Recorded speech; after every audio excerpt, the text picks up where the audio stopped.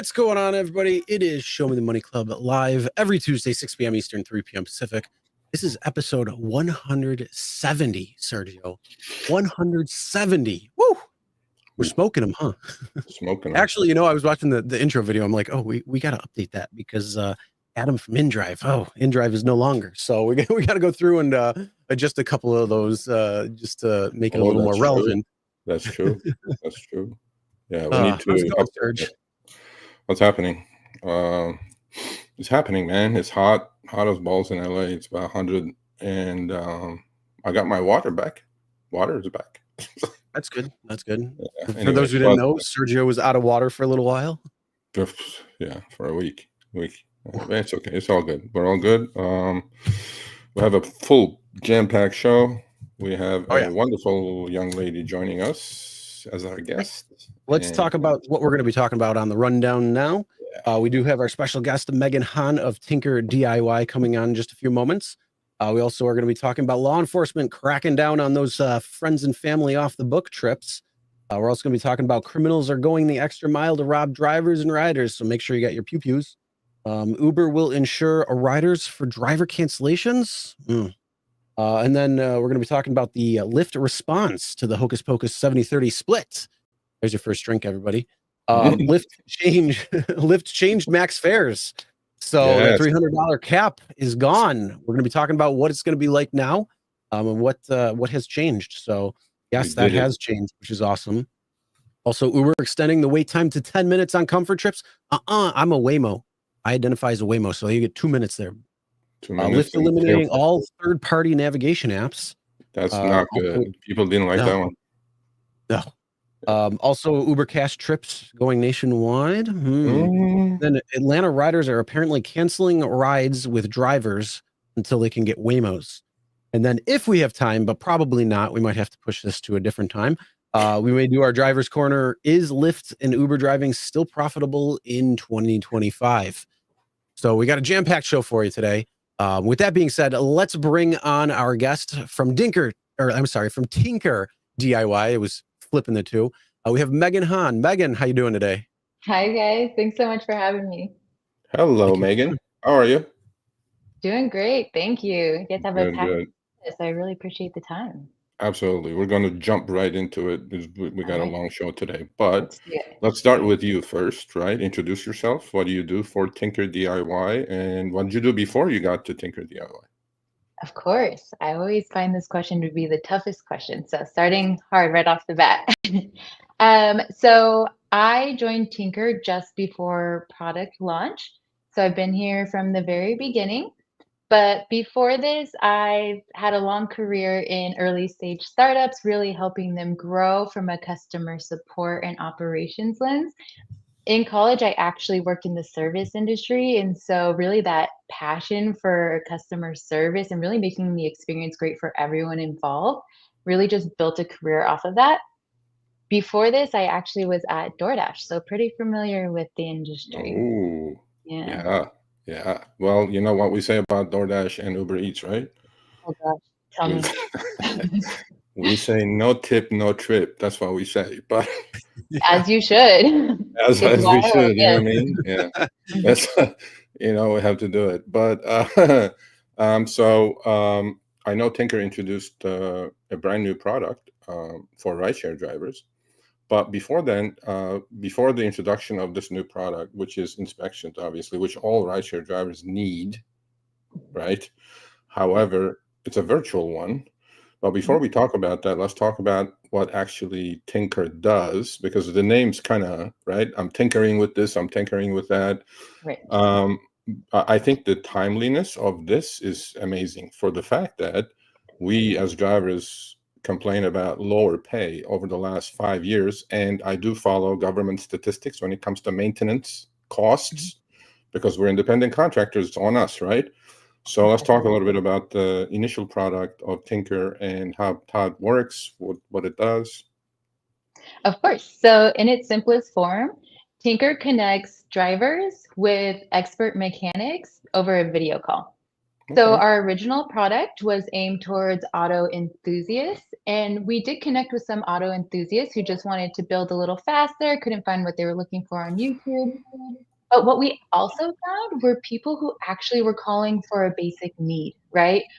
I don't know what I'm doing, but this is way too expensive and I have to fix it. Or am I about to get ripped off? And so it really just naturally evolved into how do we support that everyday driver in their needs? Really, any driver, wherever they're at in their stage. Are you doing this for fun? Are you doing this out of need? How do we make that auto repair work easier, less painful, that sort of thing?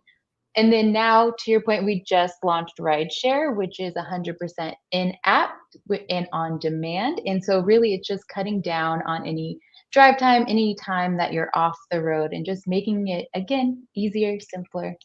Yeah, absolutely. And I do know a couple of drivers. I'm in LA. I drive in LA, but I know a couple of drivers who do their own maintenance, right? Routine Yeah. maintenance. Because as rideshare drivers, if you're a full timer, you're putting 5,000-6,000 miles a month on your car, right? I mean, brakes, oil changes, and things, simple things they do at their house, right? They just put it on the. They don't have a Lyft, obviously, but I think this will come in pretty handy if they run into some issues. But you said experts. Who are these experts? Like, how do they get selected? How does that process work? Of course. So I actually am very fond of our experts. My team and I work to onboard the experts on our platform. They are all ASE certified, or they have years of experience as a mechanic in a shop, whether it be what we call like an OEM, like your Hondas, Toyotas, BMWs, or it's just those independent repair shops. And we vet them. We make sure that they have the customer service skills necessary to have this face-to-face conversation with you, while also having the experience to be matched appropriately. So anytime you call, you'll put in some details about your car so that we can match you based on your car make and your issue type, so that we're making sure it's the right fit up front, right? Again, cutting down on that downtime that takes you off the road. Yeah, no, that's very important, and I think it's really, really cool idea actually. But right, as rideshare drivers, right? Let's go into the new addition to the product line of Yeah. TinkerDIY, virtual rideshare inspections. I just had mine done, so I missed it. I wish, but then you have to, there's a time that the app kind of bugs you saying you need an inspection. You need an inspection. I'm like, okay, I get an inspection. So how does that process work? How is it different from others? Because I know there are a couple of competitors out there that do virtual inspections. And why are virtual inspections as good or better than physical inspections? Of course, I love this question. And I am really sad that you just got your inspection, so you couldn't vet it yourself. But hey, we're going to be here next year when you're ready for your new one. But basically, the inspection is a requirement, right? So Yeah. if you have to do it, how do we make this as painless as possible for you? And so, of course, there are other competitors out there. They have you go from the web to a scheduler, and then you'll have a video call. This is all in app in one place. And when you're done, your form is available for download in the app as well. So our goal is always, how do we simplify this process that's just mandatory and a part of like your everyday experience?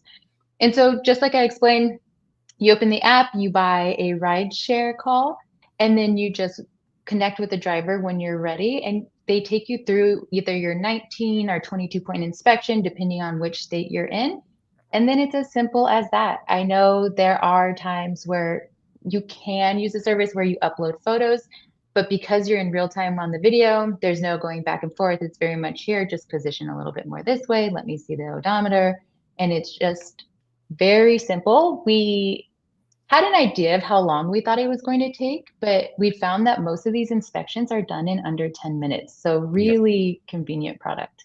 Yeah, absolutely. And do you know if I don't know. I'm just going to throw it out there. Maybe Okay.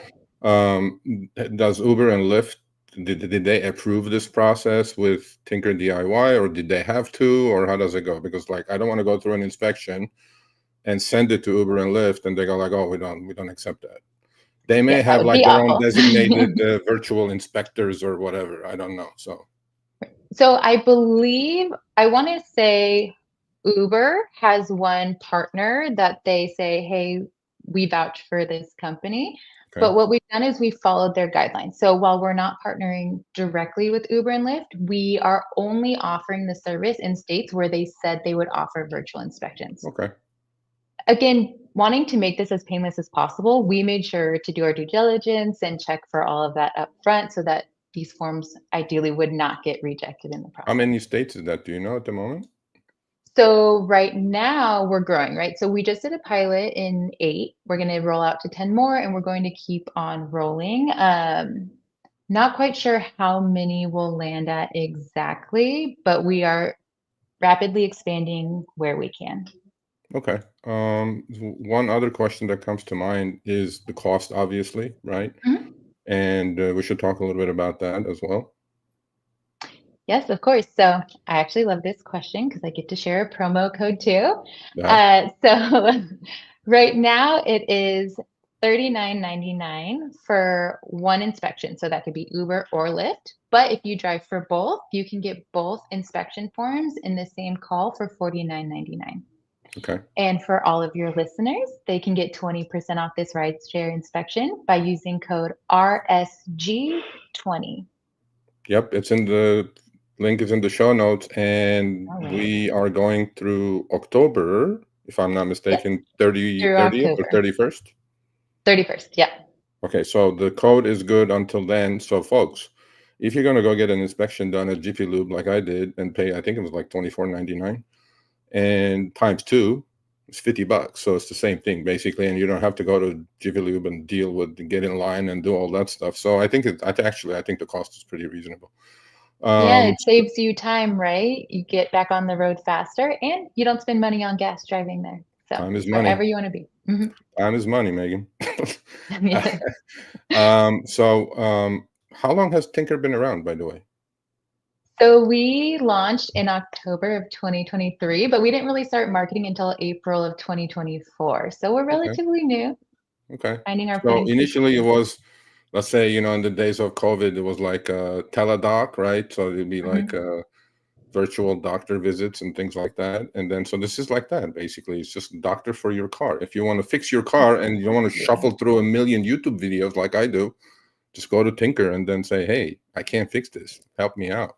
Exactly. And I've seen so many calls like that where they're like, this cap is stuck and all these videos are not telling me how to get it off. They're like, I can't take it anymore. So exactly. Well, the other advantage is once you do that on YouTube, right? The YouTube algorithm will feed you, the same type of video for the rest of your life now, which is bad, right?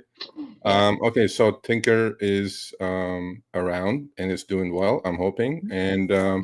you just introduced rideshare. What other products are coming down the pike? Do you know? Yes, great question. So with rideshare, we're trying to make it even simpler. So we've simplified the process. It's 10 minutes, it's download in app. Now we're trying to figure out how can we make downloading and upload even simpler for whatever you need to do. And so our goal is always simplification, making your life easier. So looking for B2B partners to really help guide you through more cost-effective issue handling. So no concrete things to share just yet, but just a lot in the works right now. Okay, and as far as expansion plans, states, you said you started in 8, you're going to go to 10 more. Obviously, you're expanding. Yes. So for our general product, we're in 42 states. Okay. In rideshare, 8, and we're trying to get up to that full 42 as quickly as possible. Okay, cool. Well, our time is up, but I'll give you the floor, whatever you want to talk to our crowd about. So for folks, don't forget RSG20 until the end of October, 20% off if you do use Tinker products. So that's that. But I'll give you the floor. You'll just close the segment up. Okay, no problem. That was quick. Thank you, guys. So really just want to emphasize that our goal is to make everything a little bit easier, the painful necessary parts, right? Whether it be car maintenance or your rideshare inspection. And so our goal is to build that trust with you from that very first experience and really just help you stay on the road, help you keep earning as much money as possible, and then really just being there for you in your time of need when you do have to take that necessary break to fix your car or complete that inspection. So really hope to see all of you on the Tinker app. It's TinkerDIY, and your promo code is RSG20. Yeah, absolutely. And then, I have a tendency of becoming Uber Lyft support these days. So instead of doing that, you guys can email me your questions. I'm sure there'll be some questions after the show. I'll forward it to Megan, and then we'll go from there. So yes, please. Also, yeah. My team might be upset with me for saying this, but I am support@tinkerdiy.com. My team is support@tinkerdiy.com. So we're also happy to take some questions for you as well. Absolutely. Well, thank you for coming on. We appreciate it. I think it's a wonderful idea. I really do, especially with the costs of rideshare drivers going through the roof. Yes. And the more you can do things yourself, the better it is. You cut down on the cost and save some money and make more money ultimately. Well, thank you, Megan. Much appreciated. See, it was nothing. That was so simple. It was nothing. You guys, this is great. Thank you. My first podcast. There you go. Congrats. Appreciate it. All right. Take care now. Have a great day, Megan. Thank you, guys. Really appreciate it. All right. So yes, if you'd like to check out TinkerDIY, especially for the rideshare inspection, but they definitely do a lot more stuff. And as Sergio had mentioned, car costs have continued to rise. So I think oil changes are like $80 now at them, like starting off. So it's best to just get learning how to do it, because you can do it for a lot cheaper.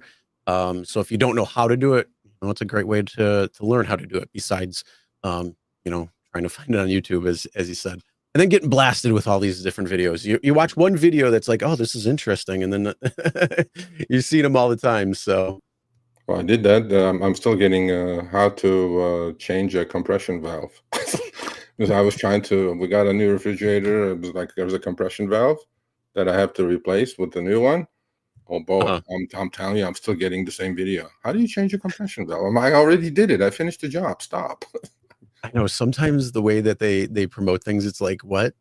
But for some reason, like, I watch a specific type of video. Like, there's many different things that I watch, but I don't know, like 2 weeks ago, all of a sudden I'm scrolling through. I'm like, I've never watched any of these types of videos. I don't care for any of these types of videos. Show me what I'm interested in, not the other crap. So I don't know what's going on, but like, it's like you catch on one video and it's like, oh, here's all these other videos you could try. Yeah. Well, but anyway, we got a jam-packed show. Let's get moving. All right, so let's move on. Let's talk. Actually, no, before we move on, don't forget about Behind the Wheel. Oh yeah, Behind the Wheel. Sergio's little gem here when it comes to interviewing. I mean, you interview the people that come on the show. That's TinkerDIY, and we've talked about several other people. We've had Abdul from Display Ride on recently. Going back further, we've had plenty of people, but we want to also interview you. So those drivers out there, Behind the Wheel is a great place, and Sergio loves to interview everybody and just kind of get a feel for what's going on across the country. Yeah, definitely. And email me, Sergio@therideshareguy.com. We definitely will give you a chance to get on. And just like I did with Megan, it'll be about 20-30 minutes. A cool conversation. We can talk about your, the good things, the bad things, whatever you want to talk about. We don't edit. We don't restrict anything. We don't have a script. So we just kind of put you on and get your voice out there, whatever it is that you want to talk about. It doesn't have to be a veteran story, or it doesn't have to be a newbie story, whatever it is, right? We're looking for candidates to put them on. Honestly, there's no elimination process. Just send me an email, say, hey, Serge, I'm interested, and this is the topic I kind of want to talk about. And I'll send you a Zoom link. We'll hop on and we'll record it and we'll get done. Yeah. And what's nice about them is it's different drivers that are doing different things throughout the country. So, each one has some sort of little nugget that all drivers could potentially pick up. But depending on the area you're in, or, what the particular driver or drivers are doing, it can definitely help you on your journey as well. So yes, make sure you hit up Sergio at therideshareguy.com. You could be on the next episode of Behind the Wheel. Yes, sir. Now, with that being said, let's move on. Let's talk about law enforcement. They're getting tougher on those cash ride discounts off the app. They are. This is Saratoga, I'm assuming New York. That's actually, it's right by like Lake George area, so it's not too Okay. far from there. Yeah. It's a little north of Albany, which is the state capital. So, folks, I am not against any of this. I do understand why people do it, why they're doing it at all, right? With the pay as it is, knock yourself out. All we do is make sure that if you're going to do friends and family trips, you cover your butt. That's in the case of if you have something to lose. You know, a lot of drivers go, I have nothing to lose. I'm like, okay. Now, what you have nothing, if you may think you have nothing to lose, you may not have a home, you may not have this, you may not do that, but there's a thing called going through a lawsuit and getting hit with a lien. And then it goes through Uber, and then they start cutting your pay month to month to month. So, look, I'm not against any of this, but so 8 individuals were ticketed following a rideshare safety initiative at Saratoga Springs on Friday. Saratoga Springs Police Department conducted a rideshare safety initiative on Friday, August 15th. They focused on areas around the Saratoga that's the race course, okay, and the downtown district with the goal of ensuring compliance with city regulations governing transportation services. So if you're going to do these trips, folks, as we always say, read the room, right? They may be setting you up. There are setups. I've known in LA, they do this, you know, they act like, hey, I'm a passenger there'll be a cop with a suitcase on the side of the road, and they'll go like, yeah, let's do a cash trip. And then you go, yeah. And then they just swoop and take your car, impound your car, and on all those good things. So again, I'm not telling you guys not to do it, but be super duper careful about it. The initiative targeted unauthorized rideshare operators acting as taxis and accepting fares without processing the required city-issued licenses. So if you have your license, if you have your commercial insurance, if your ass is covered, by all means, knock yourselves out. Under Saratoga Springs City Code, all registered taxis must obtain a valid city medallion. I get that. So, yeah, I mean, this is going to happen because what happens, it comes into the news, right? This is not the first time we're hearing of these kind of stings, let's say.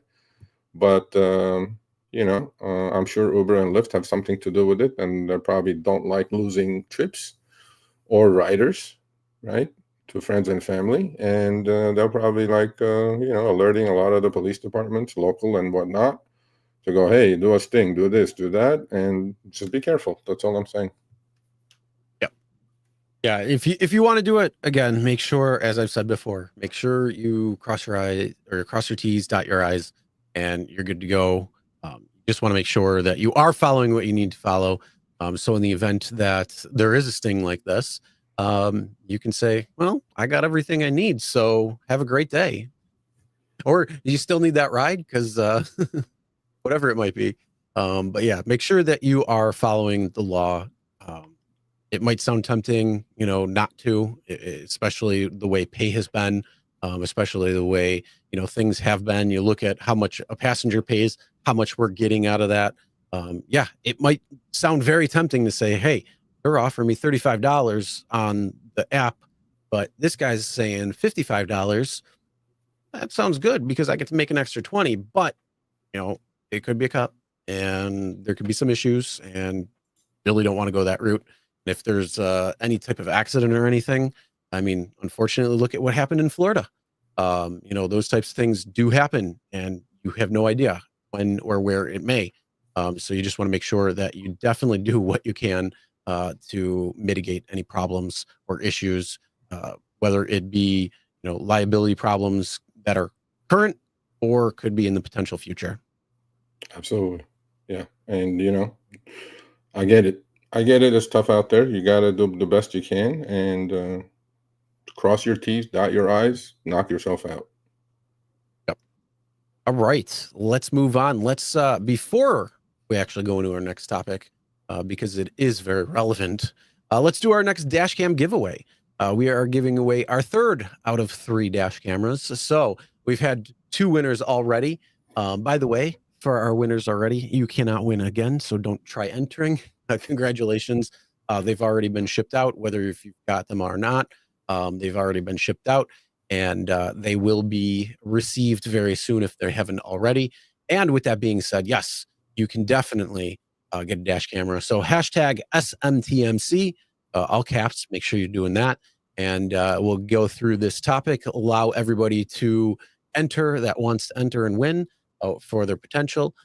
If you don't win or want to win, or want to look at the dash camera, link is going to be in the description below, so you can check that out. And then you can go from there. And yeah, with that being said, let's move into our next one. And that is not a problem. So Uber driver passenger escaped armed carjackers after stopping for a tree branch on Massachusetts road. So yes, what they're doing now is they're cutting down trees, putting things in front to block the roads, and they are robbing people who are stopping. Yeah, for sure. This happened. Actually, I was for a short while on Coast to Coast, Drivers Coast to Coast on Matt's Corner. We don't have any Matt's Corner today, unfortunately.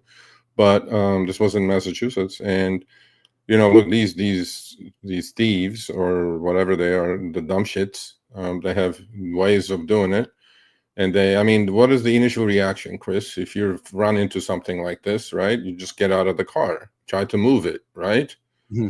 Well, that's when it happened, and then they just put a gun to the driver's head, and they took the rider out of the car. They robbed him of everything they have, and that was that. So be careful. Basically, it is also, and there is a topic that's coming up that I'm going to talk about as well. This actually proves the importance of dash cams. I mean, you got to have a dash cam, folks. Mm-hmm. And this is what people are doing these days. I mean, the thieves are, I guess, they're coming up with these ingenious ways of robbing people, as if it's not bad enough. And then so be careful out there. I mean, look, I'm always of the opinion that use your gut, man. If your gut says don't get out of the car, please don't get out of the car. If because at the moment, nobody understands that better than the driver himself or herself. You have a feeling that things are about to go sideways. You need to get out of Dodge, whatever or however it is. And I know in this case, it probably was difficult, right? I mean, if there's a whole tree blocking the road, I mean, think about this, Chris. What they have to go through to put a goddamn tree to block the road. This is a new Just one. cut it down. Yeah, it's simple. I mean, is it though? I mean, you see it in the end of the world apocalyptic movies or TV shows. They block the road with something. I mean, Walking Dead is a prime example of that, where they knock things down in trees and then they rob them. So I mean, it's not a new theory in any way. It's just people are more brazen to do it now. Yeah, I mean, here it is. An Uber driver was about to drop off his last passenger of the night too. Shit. Isn't that how it usually goes? It's always usually like the last person, or you're just about to wrap up, maybe a couple more, and then. Yeah, that's unbelievable. And he pulled up on a tree branch laying across the road in Lancaster, Massachusetts. As Melky Acevedo, 33, said he was driving down the tree-lined Seven Bridges Road around 1 o'clock. I'm assuming 1 a.m. Thursday morning. Yep. Acevedo said he got out of his car and moved the branch when two men suddenly put a gun to their head. And that was the end of that. They robbed the driver. Luckily, Chris, they did not take the car. Mm-hmm. Okay. But they robbed them of everything else. And Lancaster police said one of the two suspects jumped into the driver's seat and the other ran to the back of the car to pull the Uber passenger out of the car. Imagine that fucking fear factor. Acevedo said the man pointed a gun at the woman and demanded her cell phone and other belongings. So in the meantime, the driver, said he pulled the suspect out of the driver's seat. Kudos. Shit, I don't know if I would have done that. A struggle ensued, but Acevedo said he was able to regain control of the car. And in a bit of quick thinking, he decided to put the car in drive and go. Now, would you have done that? Would you have dealt with that guy with a gun while he's in the car? I mean, I would have sir, go ahead and take the car. I think it comes down to a few different things. I think the person, this is Acevedo, he was, it's not, what was it? The passenger was a woman. Yeah.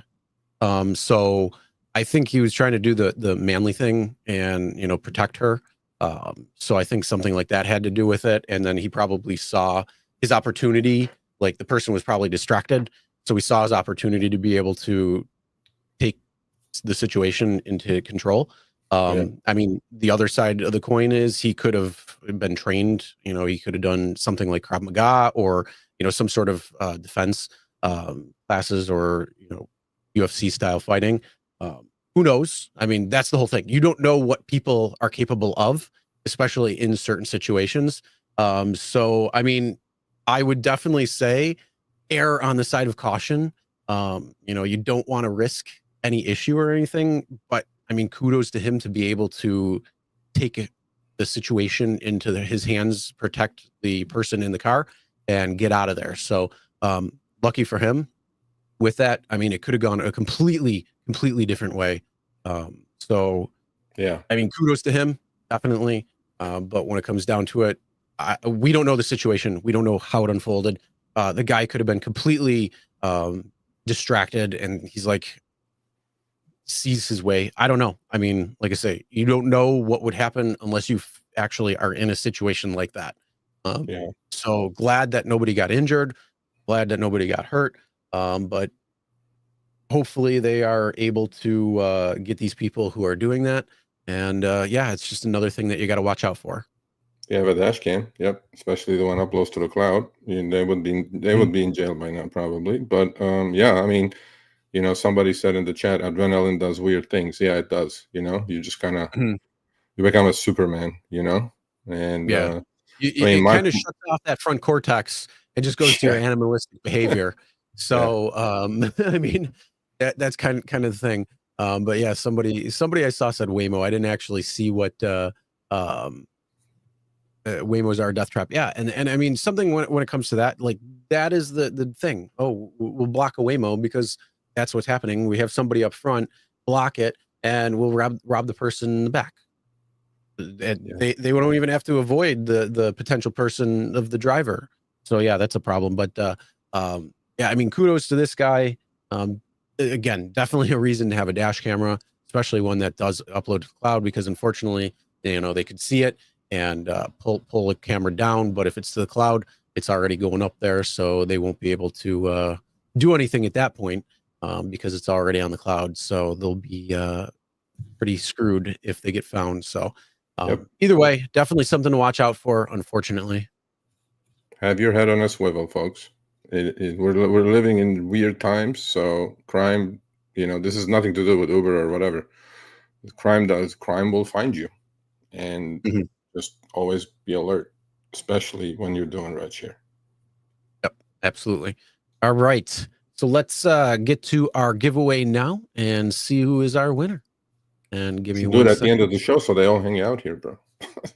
Well, you know, we got a great show that's better than a potential dash cam winner. This is just like cherry on the cake, man. It's a little icing. Appetizer. Okay. Yeah. Oh, hold on. Why didn't that? All right. There we go. What's going on? There we go. Okay. All right. Who's the winner?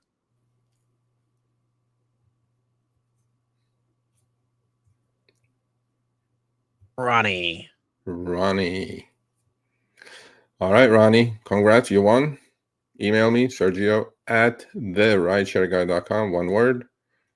And we'll get it out to you. But don't keep emailing back at me saying, oh, I didn't get it. You'll get it when you get it. There's a process that goes through it, but I guarantee you'll get it. There you go. Yep. All right. Congrats, Ronnie. Awesome. And with that being said, let's go to our next topic. And that is Uber considering passenger insurance. Yeah, they're testing this just like they test a lot of things, right? They're testing this in South America. But then guess what, Chris? Guess where Cash Trip started, Chris? Started in South America. India? Yeah, no, Oh, it started in South America. It started in Brazil, actually. So Uber considers insurance payouts for delays, canceled rides, and missed flights. So this is Uber's brilliant way of squeezing a few more dimes out of the rider. So basically, you know, when you're going to take a trip, trip insurance. You take trip insurance, like if you're going on a cruise or if you're going on a flight, you know how all the airlines and everybody asks you, oh, do you want to buy trip insurance? That's a very profitable business, by the way. Rarely things go wrong. Like, I mean, if if it's going to go wrong, then you hit the lottery when it comes to that. And so Uber is testing this. It's going to add a few pennies for each trip, but if you do buy this insurance, and now I'm going to read what you get compensation for if you buy this insurance. Okay. Here we go. So compensation for trip delays. Okay. So you get a payout if the start of your ride was delayed due to the driver's fault, Chris. How did they decide on that? Driver's fault. Yeah, it's always like, look at all those compensation reasons. Look at them all. They're all drivers fault. Because it's hold on. This could help those the forward dispatch trips, because it's the driver's fault that he's dropping off another passenger, not picking me up right away. Yeah. Well, that's the first one. It's the driver's fault. Compensation due for canceled trips. So covers. So let's say you want to go to the airport, your ass is late. You did not order the trip in time, or you didn't order a reserve trip, or whatever you did. Now you're scrambling. And of course, Uber offers some god awful lowball offer to the driver. He'll accept it. He'll cancel it. He'll go to the next one. He'll accept it, or she'll accept it. He'll cancel it. So the next one, the compensation for the rider, in the form of, like, if they do miss their flight, by the way, the compensation is, they replace your ticket. It's pretty decent, actually. So compensation for canceled trips covers situations where the driver cancels and it causes you to miss or disrupt a commitment. Well, and you know what's going to happen? The reason why the driver is going to cancel is because they wanted 5 people instead of 4, what was allowed. They should have gotten XL, or they had too many pieces of luggage and they couldn't get the ride because there's a small car that they ordered, or I'm sorry, a small car that came, that Uber dispatched. And then, they didn't have any child seats for the children that came in. So it sounds like it was the passenger's fault. Yeah, well, it's the passenger's fault. But then again, the driver is thrown under the bus on this one too. Number 3, compensation for missed flights. Well, for airport-bound rides that result in you missing your plane, it pays the equivalent of $85. Now, this is in Mumbai. I'm sure in India, $85 may buy you a ticket, but I'm sure if they're testing it there, they're definitely going to do it here. There's nothing that they don't test in some of these third world countries, like cash trips, and they don't bring it to the US. And another part, the reimbursement. So those pennies that the riders are going to pay to insure the trip that goes completely it covers lost belongings as well. So it seems like a pretty decent moneymaker for Uber. What do you say? I think it's pretty decent idea, actually, to add to the nickels and dimes on millions and millions of trips. Sure. I think that it's definitely gonna help them increase the rates, but it's upfront fares, or upfront estimates on the rider end. So why don't they just add the 4 cents to the trip to begin with, and then why do we even have to offer any type of insurance to begin with? We could just raise the rates and call it a day. Yeah, well, they're testing this in Brazil and India. Uber is exploring a new set of paid insurance options in these countries that would compensate riders. So again, it's for the riders. What I'm trying to say, like, how do we benefit the rider community? How do we do that? I wonder what happens, what the driver will go through. Like, how does Uber prove, by the way, oh, you canceled the trip, that's why this guy missed the flight, that's why we have to pay him his ticket fare now? How do they even prove that? I'm not even sure. Like, how do they even go? You got me. Because that's the thing. They can just say anything at that point. I mean, they already do. So what's to stop it? No, the customer is going to love this, because you just pay that few extra pennies. And you know how they do it these days anyway, to get you deactivated. Like they go, oh, he's unsafe, he was racist, he was this, he was drunk, to get their $10 back. I mean, this is like a plane ticket. They'd be like, yeah, he canceled, that's why I missed my flight. Now give me my money back. I'm going like, I don't know about that. But yeah, this will come to the US without a question, I'm pretty sure. And yeah, good luck. Good luck. I think it will. I see a potential for massive amount of fraud since there's already so much fraud in the system to begin with. I'm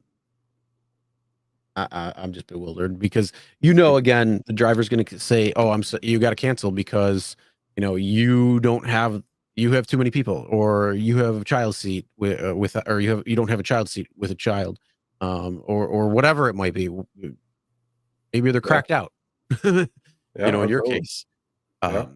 And then they're just going to be the he said, she said thing. And who are they going to believe? They're going to believe them over you no matter what. So, yeah, I see a ripe set of fraud happening here. Yeah, it's going to happen. But then Uber, I'm sure they have third-party insurers that they go through. They have the data. You guys will see this here in the US. This will be a big moneymaker in the US. I'm pretty sure for them. But yeah, I can only imagine the earnings call on that one. Oh yeah, we have the insurance, and it added to the trip. It brought in X plus Y, and we only had to pay out Y, so we got to keep X. And yeah, I agree. They're moneymakers, man. Anyway, so let's go to the next one. If I think what it is, because I got to pull out that email.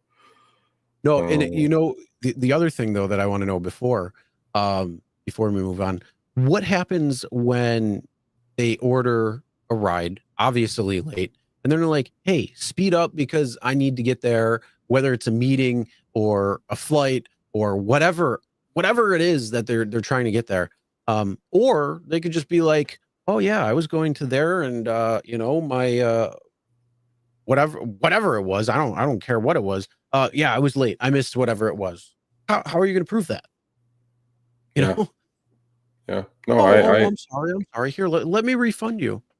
Yeah. Okay. No, they do it anyway. They refund them without a question. So Yeah. And like the Jeff Norma says, driver, we have paid 4 late ride claims in the past month. You are now deactivated. Yeah, I wouldn't be surprised. I would not be surprised. Yeah. Mm-hmm. All right. Well, let's move on then, and let's talk about how Lyft's response to the 70-30 split that we had mentioned last week. And that was the external fees, and the Lyft fee was switching on tipped trips. So that was what was going on. So we had shown these two screenshots last week, and how the passenger payment was right around that $60 mark. The external fees was $16.49. And the Lyft fee was $20.84, and then it switched when there was a tip added, and that was the external fee went from $16.49 to $4.62, and the Lyft fee went from $20.84 to $32.71, which means that it could have impacted the 70-30 guarantee because it brought it in line right there where the driver wouldn't have gotten paid. So we were seeing this glitch, and we were seeing other people who were talking about it and complaining about it. And yes, Lyft responded to it. Yeah, Lyft did respond to it, and then I'm gonna read it from my phone. But can you put the old one back, the one before that? Okay, so last week when we showed it, we showed the trip with the tip first. It was like switched. This is the correct order. So this gentleman finished a reserve trip in Las Vegas, going to McCarran Airport, and then the original receipt was the one on the left, as you guys can see, with the estimated external expenses and estimated Lyft fee, and he ended up grossing $21.65. And then about if you guys look at the screenshots up there, maybe about a minute apart, the tip came in, and when the tip came in, estimated external fees completely changed. It went from $16.49 to $4.62, and Lyft fee went up from $20.84 to $32.71. I couldn't put the math together. We racked our brains, and you couldn't just come up with it. What happened? So I sent it to Lyft, and thank you, by the way, for everyone who sent screenshots to me. I have some screenshots going back as far as March, Chris. This has been going on since March, actually. Whew. And I sent those to Lyft as well. After they responded to me, I sent them to those screenshots. And I'm going to read what they sent me, and then I'm going to read my response to Lyft. So, hey, Sergio, hope you're doing all right. We indeed saw your video and wanted to share a little bit of background from, I did a Sergio's Diaries video as well about the Hocus Pocus, okay? Share a little bit of background from looking into this last week. This is obviously super important to us, and we've been all hands on deck to get to the bottom of it. For your background, it looks like a handful of drivers ran into a bug where the insurance costs that normally go in external fees were displayed incorrectly when a tip came in more than 24 hours after the ride. It is a little bit of a falsehood there because that tip came literally a minute after it, because you can see the time code on the screenshots, 418 and 419. But it definitely had something to do with the tip. So if you completed a trip and the tip showed up, all external expenses and service fee completely got garbled. I've been told this was purely a visual display issue, though, and that driver earnings were accurate. Here's a little more. After each trip, insurance is calculated for that individual ride that goes into external fees. For this one, the external fees number was correct in the original receipt, the ones we showed you on the left. For a small subset of drivers who received a tip more than 24 hours or immediately after the ride, a bug in our system caused the insurance fee to incorrectly appear in the Lyft fee. In this example, $11.87 was part of the insurance cost, and you'll see it made the Lyft fee higher than the bug placed it there, when the bug placed it there. This bug was only visual. The first receipt is what stayed in our system and used for earnings commitment calculations. In all instances, driver pay for rides was not impacted. Earning adjustments are calculated at the end of the week, not per ride. Even though this didn't change driver pay, I've been assured the bug has not been resolved. We don't expect this to affect any new trips moving forward. Hope this helps. Let me know if you have any more questions or you hear from community that this is still happening on trips. So if you guys are still seeing this, please send me these screenshots. Take one right after this trip is over, and then take one after the tip comes in. So it's pretty simple. And I responded to Lyft PR with this email, and I said, I appreciate Lyft looking into this and providing an explanation. Beyond this recent glitch, there is significant skepticism in the driver community regarding the 70-30 split after external expenses, a concern that has existed from the beginning. I've collected thousands of screenshots that indicate a lack of consistency in how Lyft and Uber calculate commercial insurance charges per trip.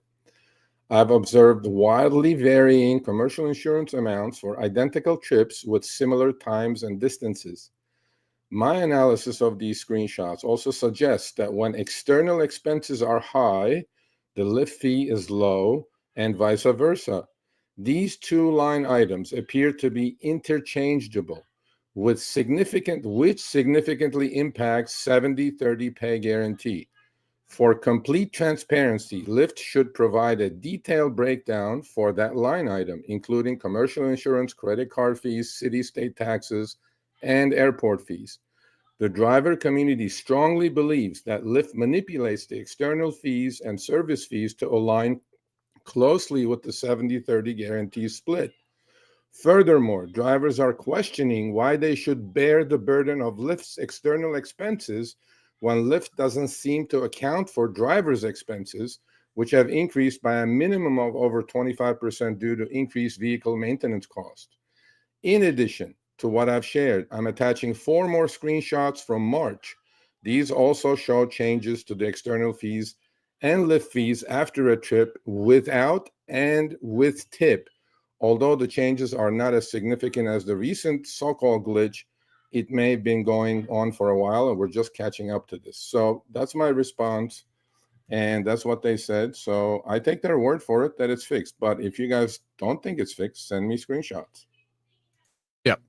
So in other words, the moral of this story is, oh, it's a bug.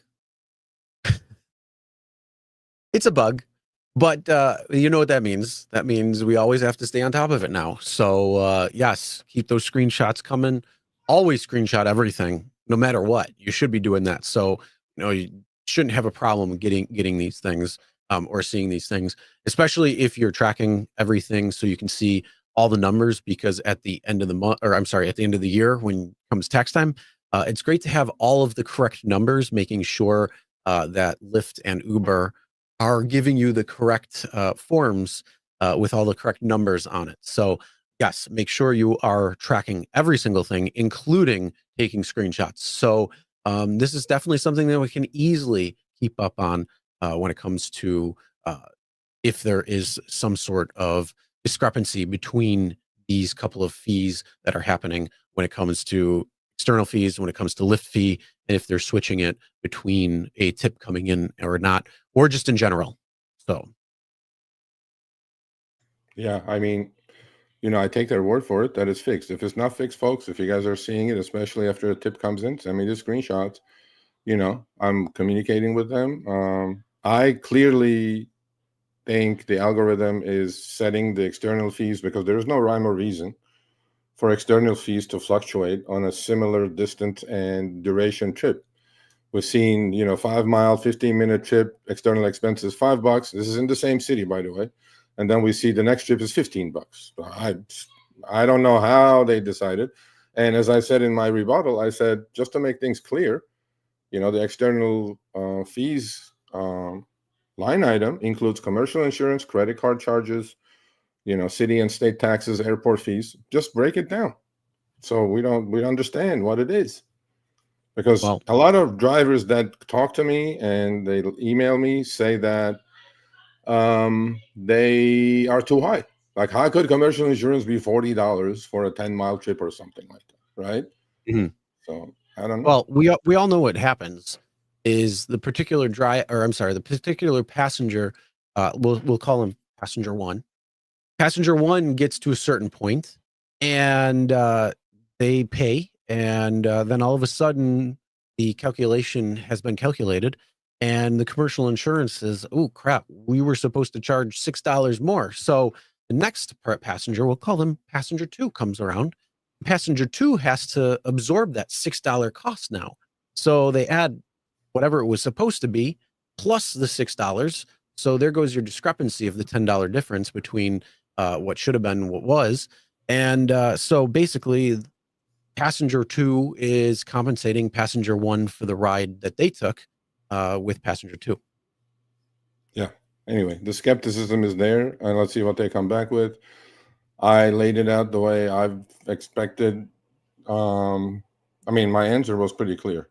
I go, there's skepticism, then you're just playing with these two line items as it fits, and at the end of the week, 70-30 is coming, literally, it's getting fit, basically. It's a fit. It's a good fit at 70-30. So, yeah, we understand that. We understand 70-30 isn't really 70-30. We all know that.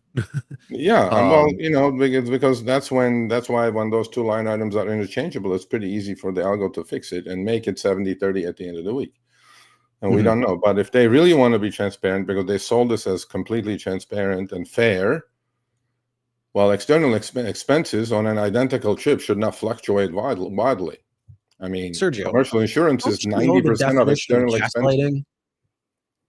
Don't you know the definition of gaslighting? That's exactly what Uber and Lyft love to do. They love to gaslight. Oh, we have never been more transparent. We tell you exactly where the trip starts, where the trip ends, how much you're making. But they don't tell you how they came up with that price. They don't say, oh, the estimate is you're going to be traveling X amount of miles. We have a base rate that is going to be at that per mile rate. We can calculate that pretty damn close. Very, very closely. You may have made a couple extra turns, which may take it off, but For the most part, it's pretty spot on. The time, though, could be potentially something different because there's always real world conditions that always change. There could be an accident, there could be traffic jam, there could be construction, there could be anything. There could be an emergency No, I that's understand blocking that. traffic. Yeah, All these that's why. things. So, Yeah. how they get to that actual price that they're paying you, it's up in the air. It's so opaque, you have no idea. So that is the definition of gaslighting, including what they're talking about here with the 70/30. Yeah, I mean, I couldn't be any clearer of what I said to them, and hopefully they'll get back to me. I mean, they were gracious enough to get back to me with this little glitch, latest one. Yeah. And Well, being all hands, that's good. But with that being said, it always comes with a cost, and that cost is you have to pay attention every single trip, because if this bug continues, yes, could it actually impact your earnings? Could it have an impact on the 70/30? For those people who are truly watching what is going on when it comes to their receipts, now if there was a glitch for the couple of weeks, you could go back. Like I said, for those who are really watching, they're doing a per trip basis.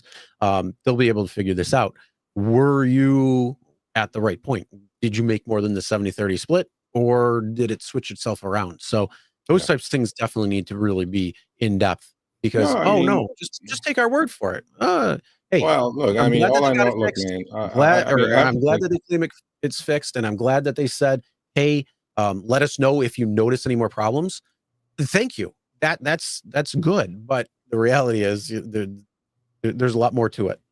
yeah, we'll see. We'll see what they respond, and then I'll read that as well. All right. Well, Lyft, beyond fixing their glitch, and hopefully taking things to the right levels when it comes to 70/30, if you had made under that, and getting the proper amount back. But Lyft changed the max fares. We talked about this several weeks ago at this point, and we mentioned how you don't want to take long trips that are coming in that are 522 miles and capped at $300. Don't take it, because now your 522-mile trip is actually really over 1,000 miles at that point, because you got to head back, and the chances of you getting a ride back is going to be minimal because of the distance that you have to travel. So yeah, you're going to be deadheading a ton back, and yeah, $300 cap is not exactly great, but everybody go check your rate cards when it comes to Lyft right now, because they had changed the caps. So these screenshots are from LA as Sergio's app. The maximum for Lyft regular is now $720. So that is a great bump from the $300 cap. And when you come to Extra Comfort XL, I believe it's like $849.99. I forgot. I looked in my app to see. My app being in Buffalo I is the sent them exact to you, same didn't thing. So I think I sent them to you. no, I only Well, got these two I'll just look. screenshots. I'll just read it. I'll just read it. Let me take a real quick look. Okay, so X goes from 300 to 720. Extra Comfort goes to 849.98, 50. XL goes to 850. Black goes to 999 or 1,000, and Black SUV goes to 1,000 as well. So all the four Lyft tiers or categories, the number has been increased. I tweeted, I said, thank you, Mr. Risher, David Risher, and the Lyft team for listening. And David said, yeah, we were paying attention. We listened. We heard you, he said, actually.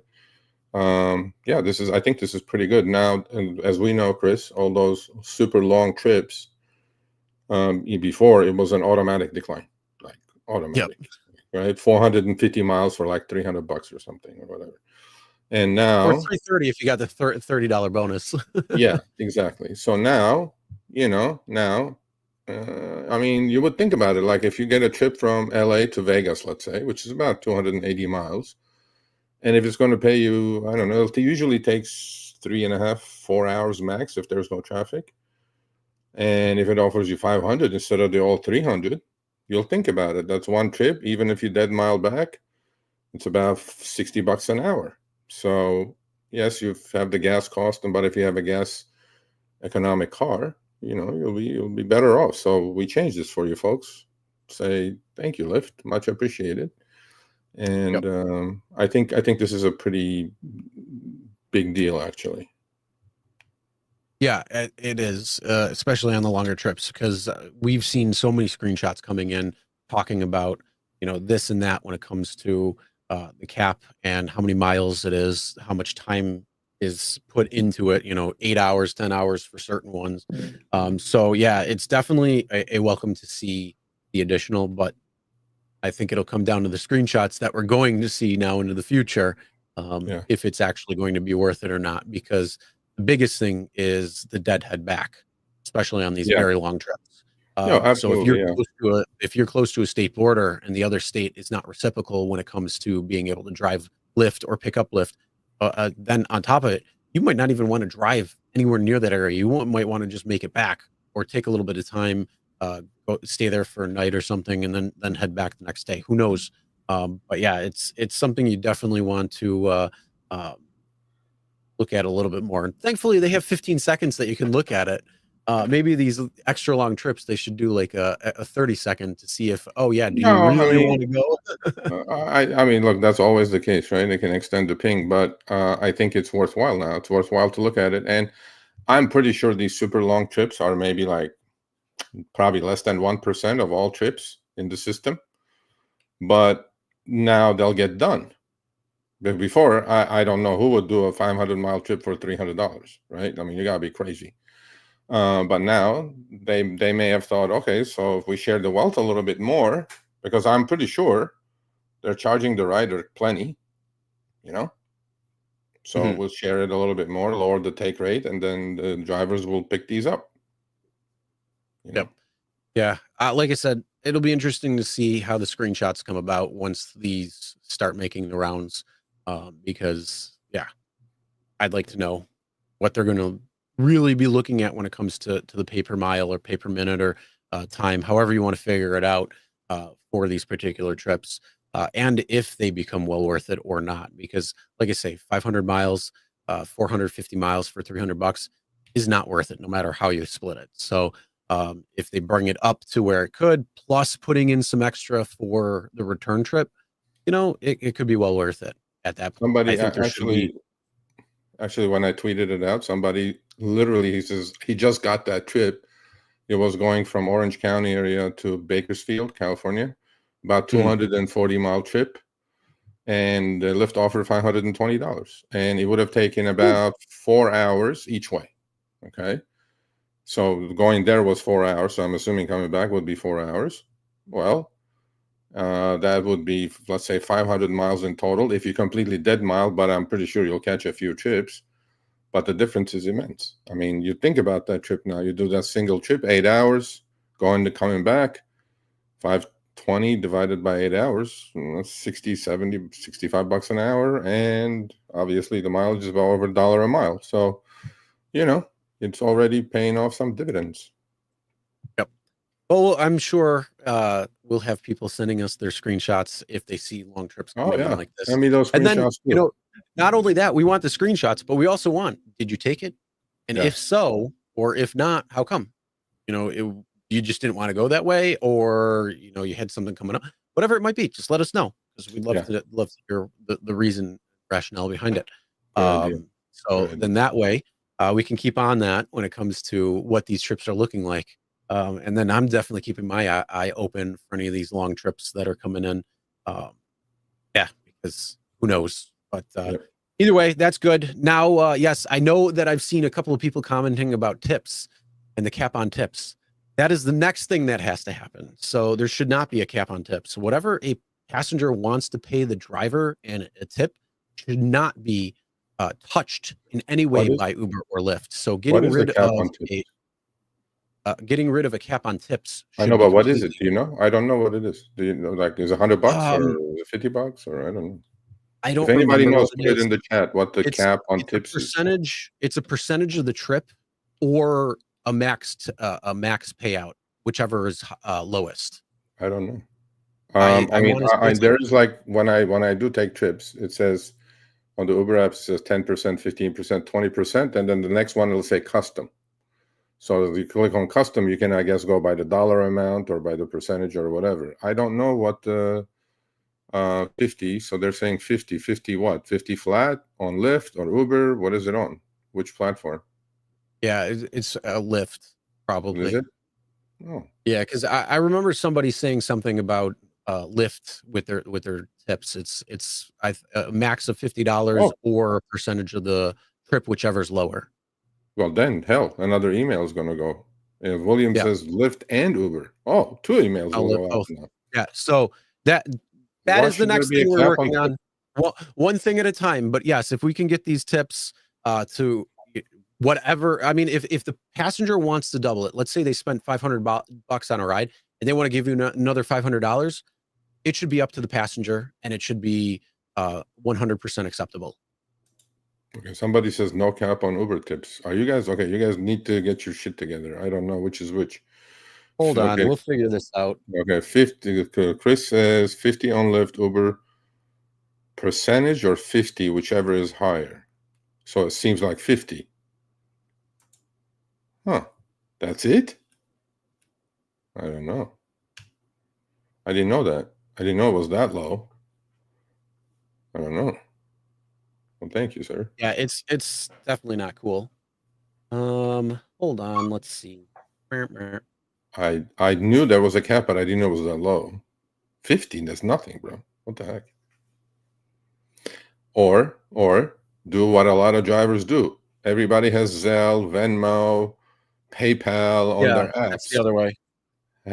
They say so I put it in ChatGPT, which I know this is absolutely wrong because I have seen people who actually have put in tips and it says, I'm sorry, you can't tip that much. And it says the maximum amount for this tip or for this trip is whatever it is. So they're saying it says there's no tip cap, which is not true. So Chad is wrong. Okay. Maybe I'll ask Grok. Hold on. I'll ask Uber and Lyft, and we'll come back with that. And then if it's literally 50, then we'll just make a push for no cap on tips. Why should there be a $50 cap on tips? Shouldn't be. I don't know. Okay, cool. All right, let's go. Let's move on. Hold on. Oh, okay. I'm trying Grok now. Because chat's wrong. I know that for a fact. Okay, chat's wrong. I mean, always one of our drivers had it and he had success with it. He had this little placard laminated at Kinko's and hung it on the back of the passenger seat, with the QR codes of Venmo and PayPal and Zelle. There's always that option. Doesn't have to go through the app. That's the easiest way because you get the money right then and there. Yeah. So Grok says there was a New York Times article from 2018. So I don't know how true this still is today. We'll figure it out. And it says for Uber, the maximum tip amount per ride is 200% the fare. And for Lyft, the in-app tip is capped at $50 or 200% of the ride cost, whichever is lower. So those are the two that they say. Both companies impose these caps to prevent accidental over tipping through the app, but cash tips remain unrestricted. I'm not sure if that's 100% accurate either. Take it for what it's worth. But yeah, something like that should definitely be removed because if a passenger wants to tip whatever they want to tip and they want to do it through the app, great. But yes, if you got Venmo, PayPal, Cash App, Zelle, anything else that may transfer money, Bitcoin, you could put your Bitcoin wallet and then transfer Bitcoin because that $100 tip, who knows, it could be $200 next year. So who knows? But either way, that's going to be the easiest way when it comes down to it. Cash is always king, of course, but unfortunately, yeah, they do have these caps, and definitely something we should work on trying to eliminate. I will get to as the well bottom of it. I'll get to the bottom of it. I'll find out. I'll just say, especially like if you're going to take a $500 trip and they're going to tip you $50, sure, that's 10%. That's great. But what if they want to tip you more than that? What if they want to tip you, like I said, $100, $200 because of the ride or, staying somewhere extra? for the night or whatever it might be. Maybe they're gonna get you that way. Those types of things should be accounted for and allowed when it comes to it. All right, I'll find out. All right. Well, with that being said, let's move on. Let's talk about something I'm going to be in agreement with Waymo on, and not Uber. And that is Uber is extending the wait time for Uber comfort trips now to 10 minutes. So, Lelius, this is Lelius's corner. This is not Matt's corner. So, well, Matt, first sorry, of all, you've been voted off honestly, this week. I thought comfort was already 10 minutes in California. For me, Yeah, I thought it was up there too.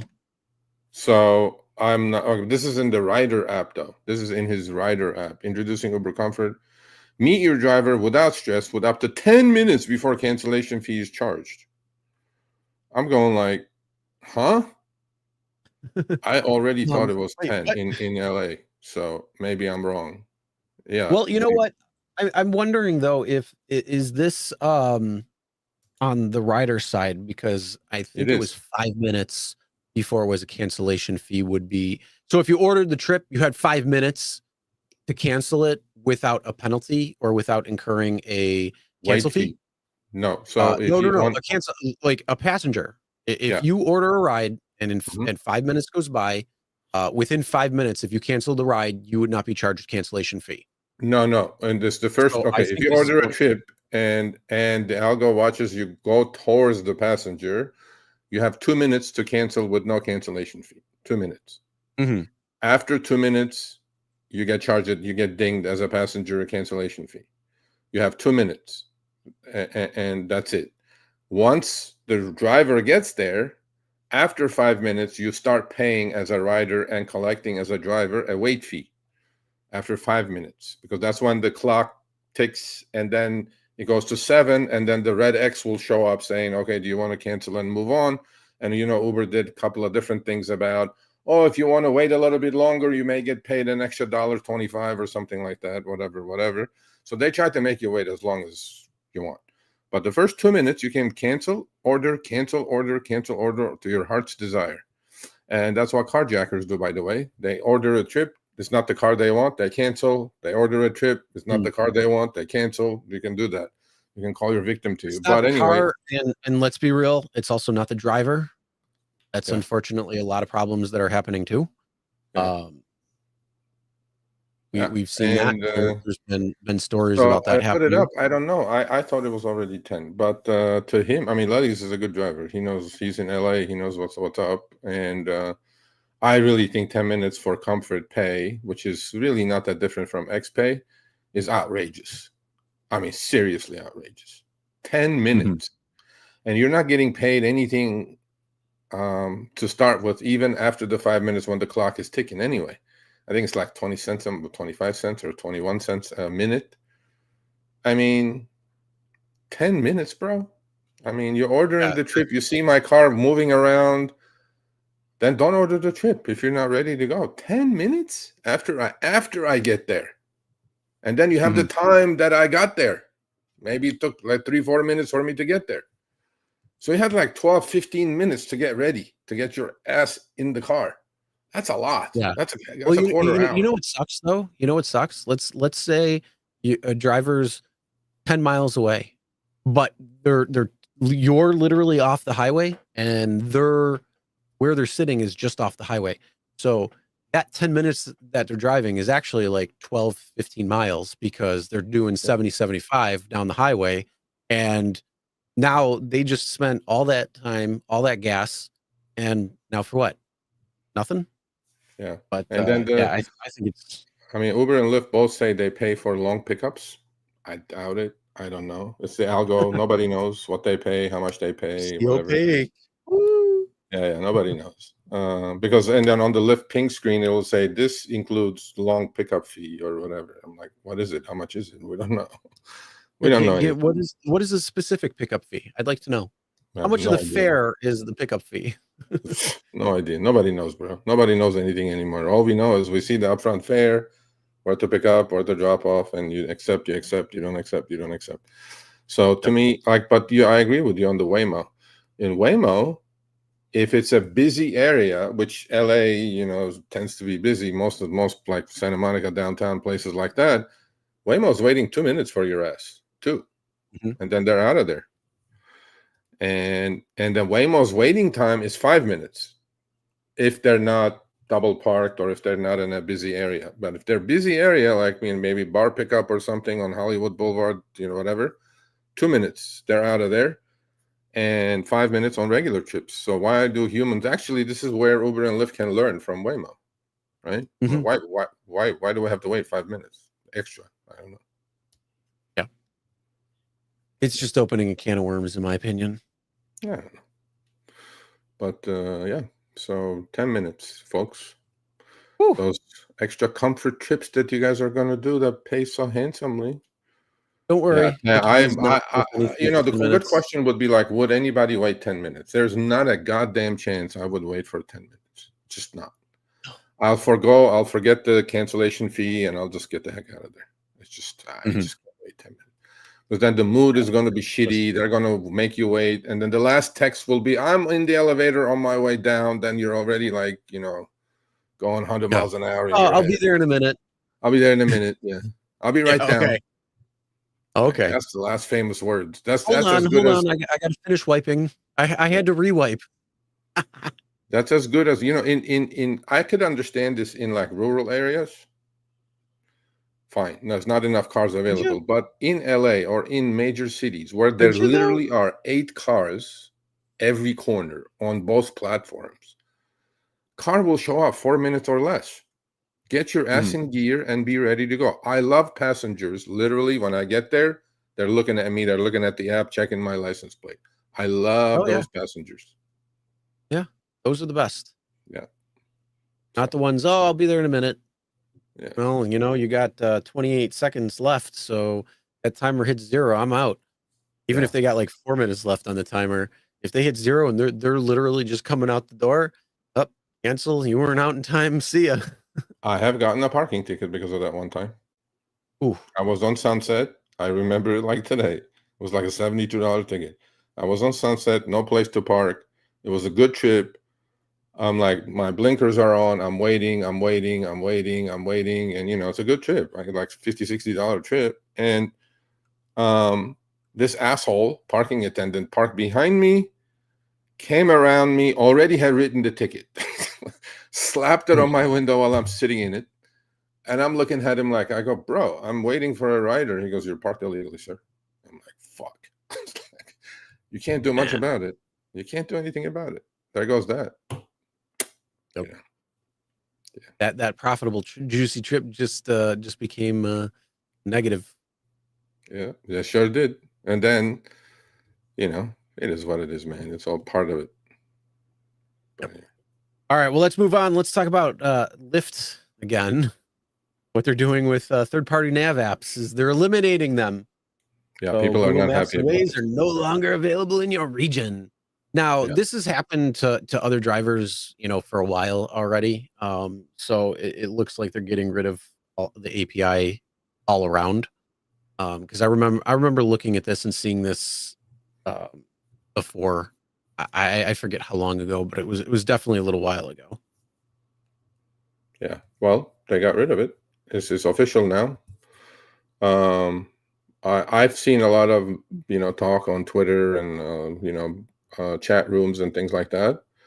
A lot of drivers are not happy about it. I haven't used. I mean, I think the Lyft Nav is okay. I've used it in the past, but then I always defaulted to my Google Maps for you know, intricate stuff, because I think the Lyft Nav lags, to be honest with you. So a little bit, yeah. What do you guys think, chat? You guys like the Lyft Nav? I mean, look, there's not much you can do about it. You just did. You just can't use anything else. But I do, you know, they said they did it because the costs of, you know, Google or Waze is astronomical, supposedly, for Lyft. So now they have the internal nav. And the internal.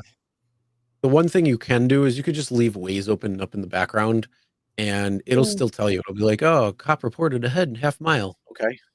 Well, you can also manually enter a trip on your, you know, on your phone. on your Google or Yeah, but Waze. that's just annoying. It's super just annoying. It's like it's going to take time. You know, it's awkward. The customer comes in. Oh, can you give me your destination? Blah blah. I'm like, that's too much. So yeah, it does lag. Then I you, know. then I you want to know. make sure you got the right street, because sometimes it's, you know, the exact same street, but it might be a different part. So it could take you to a different spot than what it's supposed to. So you just got to stay on top of that. So that's the unfortunate thing. But yeah, I mean, in-app is okay, but yeah. What do you guys think? Oh, that's why you do that? Yeah. So he uses his Tesla nav. Okay. I mean, look, if you're decent enough, it'd take you probably 15 seconds to do it. It'll pick up the Google or Waze will pick up the address once you put in the first 3 letters of the street you're going anyway. And it Mhm. shouldn't be that long. I mean, you know, people will understand probably. But anyway, so somebody in the chat said it force closes the app if you use, who said that? There was my app will force close if I use Waze. Well, now they will, I guess, because they don't want you to use Waze right there in circles. Google Maps and Waze are no longer available in your region. There you go. I don't know. I mean, you can still use the apps. You can just run them in the background. If you're saying it's forced closing, what phone do you have? Is Because that true? That shouldn't happen. That I've should never not. heard And that. how do you go? How do you go somewhere? Like if you force close Yeah. it, like, it defeats the whole purpose. I don't know. I don't know. Anyway, so good luck, folks. I don't know. I mean, I don't think it's that big of a deal, but then a lot of drivers were upset that you can't use Google or Waze. Okay, cool.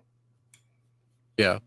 I mean, it was nice to have where it just switched over. Sometimes though it sucked where it would just like have a problem communicating between the two. And so it wouldn't allow for the map to be updated to the ride that you're taking. So that was definitely annoying at times, but that was like a while ago. I didn't really have those problems recently. So yeah, unfortunately now it's no longer an option. But like I say, if you still want to know like what's going on ahead, you still can leave Waze open in the background, and it'll tell you. At least it does on mine. So I don't know if you have that or not, that problem, but you know, I can still hear railroad ahead, half mile, or cop ahead, or traffic jam, or whatever it might be. I mean, I don't know. I don't think it's that big of a deal, but hey, people are used to certain things, you know. So Mhm. I know. Look forward to Joe putting his 2 cents in on that. yeah. He emailed me. He's like, "Hey, I want to make a video on this." Okay, Okay. Yeah, sure. I'd like to hear that. So, Yeah. that won't be coming out this week. That'll be coming out next week. So, uh, yeah, that'll be interesting to see what he's got to say about that. Yep. All right. But let's move on. Let's talk about cash trips. Are they going nationwide? Bum bum bum bum. Okay. I know So a lot of people aren't happy about this. right before we came on, I got the Uber response for what they're doing. And right before we came on, I took the screenshots. I'm going to make a video probably today or tomorrow about this. It's in LA, folks. It's in my backyard. I can do cash trips Ooh. now. I actually tweeted it. I go, I'm jumping up and down for joy, with joy. Cash trips are in LA now. And I said, what could go wrong? Nothing. Nothing will go wrong. Everything will be Nothing. fine. Nothing. You'll get money that's not real. You'll get counterfeit. You get motion picture money. That's you know what? Honestly, I hadn't even thought about it. That actually makes so much That's sense now. you got. Actually, that was something that was going on around here because they're filming more I movies, hadn't even thought about and that. so they have they have motion picture money. I mean, you could get it on Amazon for like $12, and that was what was going around. So that all the cops were like, "Yeah, make sure you check the money because there was motion picture money." In fact, actually, my kids were outside playing, and they're like, "Oh, look, I found $50." And I look at it, I'm like, "Yeah, let me see that. Hold on." And it was motion picture money. So somebody probably saw it, realized that it wasn't really $50, and they threw it out the window. Yeah. Okay. So these are Okay, so these are the screenshots I sent you. Okay, cool. Yeah. Anyway, long story short, Uber has been testing this in 4 cities. 4. I think it was Orlando. I forgot. We did this topic maybe 6 months ago. Uber started doing this about 8, 9 years ago in Brazil, actually, cash trips. And I just got the email right before the show saying that, in fact, I'll read the part of that email. It says, coming soon, you'll be able to accept cash trips. Only verified riders can pay with cash. Look for verified badge and cash badge on the trip offer. So when the trip is coming in, it will specify that it's a cash trip. It's a cash trip. Like always, you'll also see the rider rating up front. Please note, cash trips will only be available from 6 a.m. to 10 p.m. And the rest is exactly the same that it was that they were testing. So when I got that, I actually got the couple, I think from Colorado, a couple of drivers sent it to me from a couple other states. I go, oh, we got cash trips now. So I sent Uber an email saying, hey, is this going nationwide? And right before the show, I got mine in the app saying, oh, you can do cash trips as of the end of August. So this is what Uber said. This is what Uber said. Sorry for the delay. Actually, that's not the case. So they're not going nationwide. It's not a national rollout. It won't be national, but there is a second wave of cities in the process of rolling out beyond the initial launch, which is this wave, our wave. LA is one of those cities. Now, if LA is one, I'm assuming a lot of major cities are in this second wave as well, as they called it. Fair that anyone who's received the communication is in a city where either the experience is live or launching soon. I can't share the full list, but by the end of August, more than 50 US cities will have the cash experience. Oof. Okay. So I have clear thoughts about this. In fact, my buddy here said, why don't you go do a couple of cash trips? And he said, you'll make good content. I go, yeah, I'll make good content when I got a gun put to my head while my dash cam is recording. Oh, And come in on. order That for me to $20 do bill is cash not going to trips, be a gun. in order to do cash trips, I have to go to the hood because Uber says, by the way, 15%, 15% of the US of the US population is unbanked or underbanked. When I thought they were all, ICE was taking care of that, I thought, but I guess not. So 15% is unbanked and underbanked. So instead of cash, why can't these people go get a debit card or something? Or if they have an Uber account already, which you have to have, just get a debit card, you're loaded up with Uber credits. I'm not sure why cash is necessary. So when this first happened in those 4 cities, I was like, I'm completely against it. Okay. I'm still against it, completely against it. I will not do it. And for now, best thing is you can opt out. There is a process that this works. I will do a video and I will do an article and put it out there step by step. Because what will happen is that you are collecting Uber's service fee also from the rider, folks. So you're becoming Uber's collection agent. But my biggest concern with all these things is even if you do opt out, once characters in your city or criminals in your city know, oh, these guys are like cabbies now, they all have cash on them. They don't know if you opted out or not. They don't know anything. They all think you have cash on you. Well, what was the idea of Uber, Chris? Get cashless transactions. Seamless, cashless. I'm telling you, there was a couple of tweets. I tweeted this out. There were a couple of tweets. One driver said Dara's going to have blood in his hands because I don't know. I would love to see the statistics on this, specifically from Brazil, where Uber had it for the last 8 years, 9 years, and Mexico, to be specific, to see pre-cash and after-cash crime rates with Uber drivers on the system. What happened? I'm sure Uber has the data. I have no doubt that we shouldn't compare Brazil, Mexico to the United States, but some parts of the United States are not even better than Mexico and Brazil as far as crime is concerned. I think this just puts a bullseye on the driver's forehead. I really do. I don't understand why this was a necessity, but again, 15%, Chris, 15% of the population is Because unbanked or underbanked. Because we all know they're scraping the bottom of the barrel when it comes to trying to acquire new people to come on the platform. And they tried with Uber Teen to get the fresh blood. They try with Silver and the elderly one to try That's to all get good. more older. good. And now they're trying to get cash rides for the unbanked. Yeah, I'm not buying it. I definitely am not buying it. And in fact, I have a appointment, or not appointment, but I'm going to speak to Business Insider about this for them to do an article, because I'm completely against this, like completely. I mean, as if things were unsafe. This makes it more unsafe. Before that, you have to take a couple of cash rides to understand both sides of the marketplace here. You're trying to get me killed, folks. Say, oh, this is absolute bullshit. I'm not doing it. You got to know firsthand. Yeah. Okay. Cool. When it comes to Buffalo, you do it. Hey, I didn't get the email yet, so I don't have to. You got the email. They probably won't do it in Buffalo. They probably won't do it in Buffalo. But this is, look, LA. I have to go park in the hood because most of the cash chips they're not going to be in Beverly freaking Hills. They're going to be in the hood. So I have to go park in the hood to get a cash chip going. And you know what? Just for you, Chris, I will turn it on. I will toggle it on when it shows up in my app. And maybe I'll do it. So, and then Uber says, prioritizing your safety. We know carrying cash may come with increased safety risks. Duh.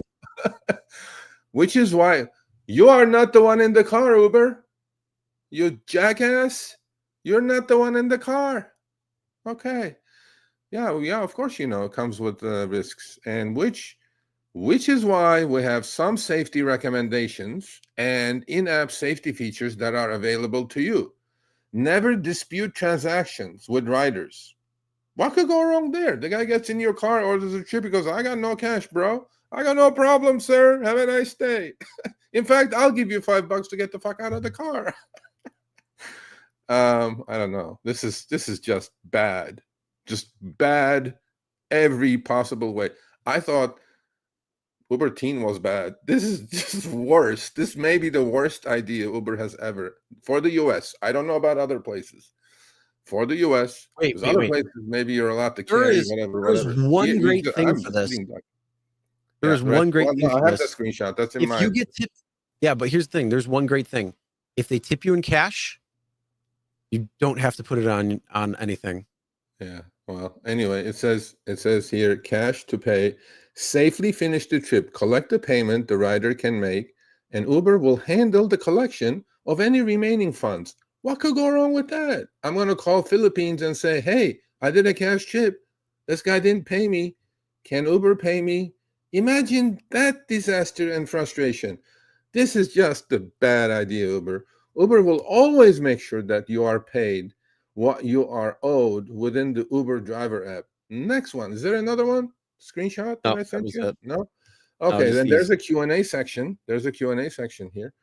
So basically, if you guys want to do it, send me some screenshots of this. Let me see how this thing works. Maybe it'll encourage. Come on, you're the investigative journalist. You're the one who's got to go and do a couple of these trips. I'm telling you. Okay, I will do it. I will do it this way. Okay, so 6 a.m. to what? 10 p.m. There's not a fucking chance I'm doing it past like 1 p.m.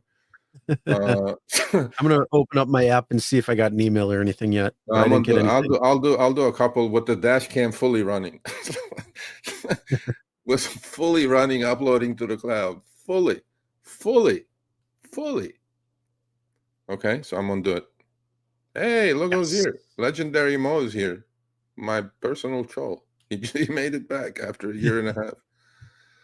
I don't know. Possibly. Well, older folks that have, what do they have now? They have silver. Yeah, it's going to be in the hood, sir. It ain't going to be tourism. Most tourists, they didn't travel to the U.S. with cash. They travel with their credit card. So I'm sure they already probably have an Uber account, from back there. I don't know. You opt out. You opt out. Okay, it's not app out. You opt out. There is a toggle switch in your preferences page. It will show Uber Cash, and then you just toggle in it. Like it was with Uber Teen. If you have Uber Teen in your city, you can toggle on or toggle off. So yeah, just toggle on.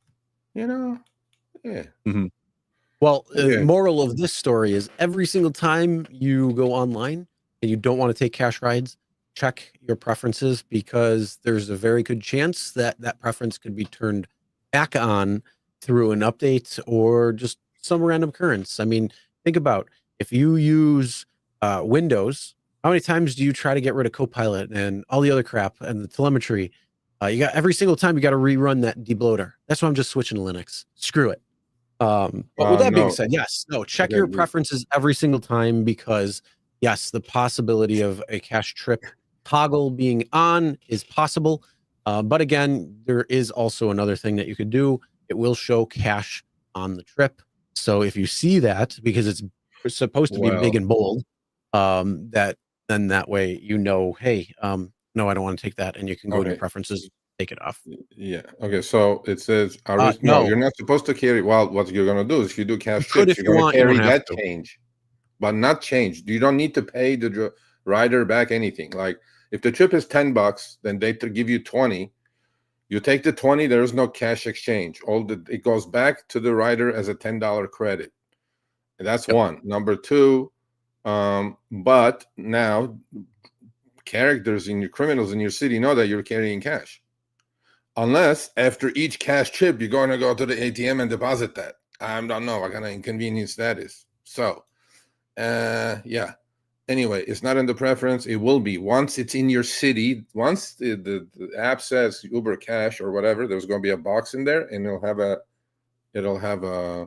Maybe it may not be in your city yet, then, or maybe it's not. Do you have a thing yet in your app or no? In my preference? Yeah. Because it's not coming until the end of August. So it says I got the email just today, so we'll find out. Let me see. Yeah, so the opt-out might not be. Yeah, so it looks like in a week they're going to be unlocking the new payment method, which includes the opt-out. So, if you got an email, whether it's today or coming soon, that's a real possibility. But yeah, if it's rolling out 50 cities, chances are you might be getting it. Look at Roxy, bro. Roxy has more balls than me. Look at Roxy. Roxy did that trip and sent me a screenshot already. Mine was from the bus station. Roxy, I don't know what to tell you, Roxy. You got balls. Roxy will do it, bro. Roxy will do anything. Anyway. I think when we talked about this last time, she said that she would take cash rides, no problem. She did, yeah. She's tough. Don't mess with Roxy. Anyway. Riders will get a receipt by you filling out the information of how much they paid, not including tip, and it'll show up on a receipt that way. And then if they pay extra because of whatever reason, you put yes, but that's okay, sir. Carlos Crow. Let's not extend this session more than it is. I just said that like 5 minutes ago that you are becoming the collection agent for Uber's service fee. The trip is 22. You're getting paid 10. Yep. You will get the 10, and then 12 will be deducted from your earnings, cumulative earnings for that day, because you are collecting those funds for Uber. You're Uber's collection agent. You know what? Carlos brings up a good point, though, when it's talking about the amount of money that is going to be collected versus what is paid to you. Mm-hmm. So the discrepancy, how they're always like, oh, but we have all these external expenses and the commercial insurance is sky high and absolutely ridiculous. It's not worth this is going to open up even more people to say, what the heck is going on? This trip I have to collect $56 for, and I'm only getting paid $18. There's a problem here. And it's going to piss off more and more people, because now you're going to see a negative 40 balance on your fucking. Okay, listen. If that was the only trip you did that day, okay, and let's say it's $50 trip and you got 20, the next day you're starting with negative 30. Oh. I think it's just too much work for what it is. Just too much. I'd be like, oh, guess what? There's negative balance on my account. Oh, I'm not going online. Good luck, Uber. Good luck getting that money. Understand. I mean, look, I don't know what percentage of these trips are cash. Trips are, I don't know. Uber has the data. They won't tell me, obviously. But anyway, so yeah, look, man. Either you do it or you don't do it. I don't know. I may do it because just for information purposes. Maybe a couple I'd throw in there. Yeah, you got to do it. I'm telling you. Okay. If it comes in my area, I'll do a couple. I'll try doing a couple. All right. I'll see if there's as long as the dash in. cam is running, sir. I do it. And no, my concern is not about something goes wrong during the trip. I'm sure they're nice people. They're going point A to point B. They don't have credit card access or whatever. It's the other criminal entities that they know now that every single Uber driver has cash on them. That's the thought process. That's the thought process. Yeah, but I mean, I think you're going a little too far because I don't see that. I mean, again, how many of them are actually going to? First off, how many drivers are going to carry a bank?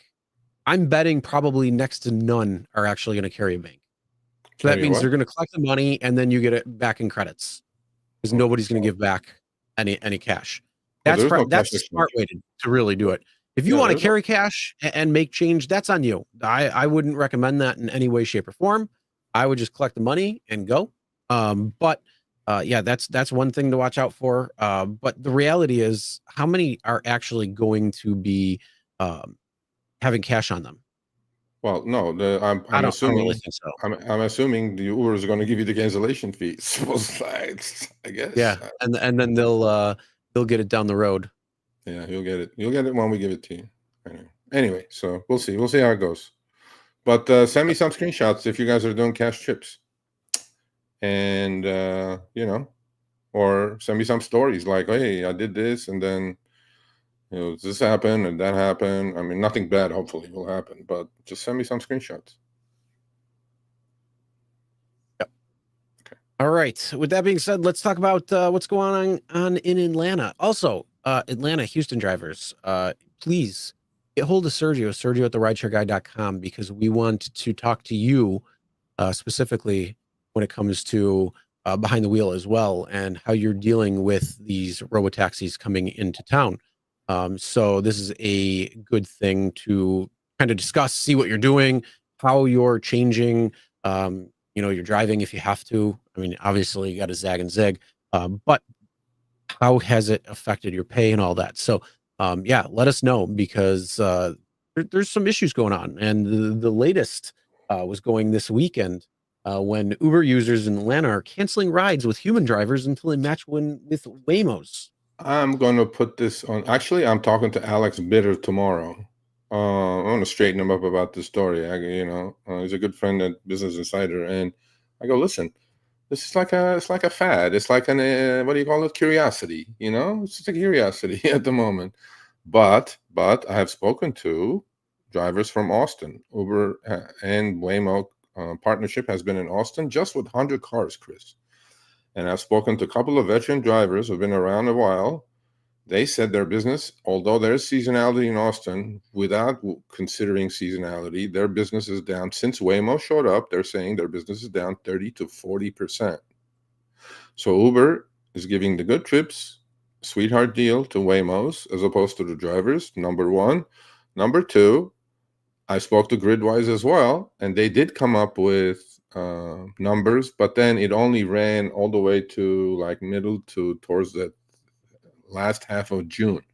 So I'm requesting screenshots or requesting data from Gridwise to see what happened all the way, maybe until wait until the end of August and to see what kind of effect driver pay this had in Austin. So if you're in Austin, and now if you're in Atlanta, please email me, Sergio at therideshareguy.com, if your business is being affected by Waymos showing up. Because in those two cities, Uber and Waymo have an exclusive. So Waymo is only on the Uber app. That's what exclusive means. So, yeah, let me know. I mean, there aren't that many cars, but it seems like it's hurting Austin drivers' business. And these knucklehead riders, they have the curiosity. I mean, they want to get into these things. I don't know. I mean, I wouldn't put too much into this article, but I will talk to Alex about cash trips tomorrow. He was kind of go like, what? I go, yeah. Uber started offering rides in Waymo self-driving cars to users in Atlanta in June. Some autonomous vehicles enthusiasts say hailing a ride in one of them requires dedication. Riders said they have repeatedly canceled rides. So that's the 2-minute window that you have. You order, you see a human, cancel. Human, cancel. Riders said, and so I'm thinking, why didn't Uber put like a preference for the rider? I only want a Waymo or something. So we don't have to go through this bullshit. You know what I'm saying? So riders said they have repeatedly canceled rides with human drivers to get matched with a robotaxi. I'm like, okay.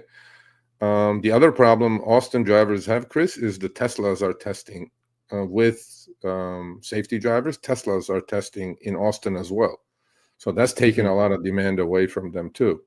And they just expanded the geofence. So yeah, Austin and Atlanta drivers, if you guys are really struggling and you have numbers from last year or 2 years ago to last year to this year, especially after Waymos and Tesla showed up, please email me, Sergio at therideshareguy.com, with some screenshots of your earnings.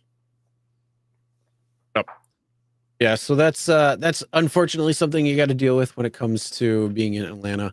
But yeah, like I say, if you are in a city with these AVs, get hold of Sergio, and then that way we can talk about what's going on, how it's affecting you, kind of where you are going or what you're thinking when it comes to these, and all that good stuff.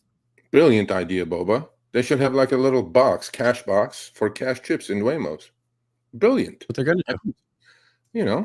Isn't that brilliant? Just stick like a $5 bill and then you move on. They're like, oh, sorry, we don't want you. You're not paying the card. You have to tap your chip. You got to tap your chip. Yeah. In order to get away with it. Waymo. Yeah. Well, we'll see. We'll see where all this is going to go. It's definitely troublesome. When I talk to drivers, they go, Serge, business is down 30-40%. That's a lot. That's a lot. Yeah. Oh yeah, for sure. Especially if they're living, day to day. Yeah. Yeah. All right.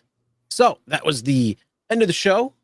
Lot to talk about, a lot of different topics.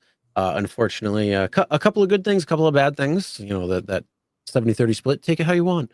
But at least the max fare changed. Now we got to work on max tips, and hopefully we'll go that route. Yep, I will. And any last things there, Sergio? No, we're not going to do our... Oh, I want to actually tease next week's Show Me the Money Club. In fact, we were going to have him on. Remember I told you we're going to have double guests today? Yeah. And thank God. We didn't do that. Things changed. Yeah, things changed. Well, no, things changed because I go like, this will be too much. With all the topics that we had, the important stuff that I had to read, whatever. So next week, we're going to have the good folks from Gig U on. Gig U finally came up with this absolutely cracker amazing, not a cost calculator, Chris, a profit calculator. It is, I've used it. It is so easy. All you have to do is just put your input, put your data in. There's drop down boxes, your car. I'm telling you, Chris, I think it's going to be absolutely amazing. And the reason is people are going to wake up to take those $3, $4 trips at the end of the week. When it all's collected, they're going to look at the profitability. It's not about cost, it's profitability. It's going to calculate all that for you and say, well, this is how much you made actually, sir. It's going to be amazing. So they're going to be in the show. They're going to display that. And we have an exclusive rideshare guy, Gig U, cherry picking game that we're going to introduce. It's free. By the way, the profit calculator is free. The cherry picking game that we can all go play, it's fun, is also free. They're going to be out here talking about both of those things. So we're looking forward to that. And it's not going to be in the app. The calculator is going to be on their website. So very easy to use, though. They're going to demonstrate that, how it works. And we're going to be talking to them. And I'm really looking forward to that because that's something I wanted to do for a long time, at least a cost calculator. But this is a profit calculator. Are Even you better. profitable? So it's going to be like a in your face, oh, you're not profitable. After expenses, you just made like $7. So stop taking those $3 trips. Nice.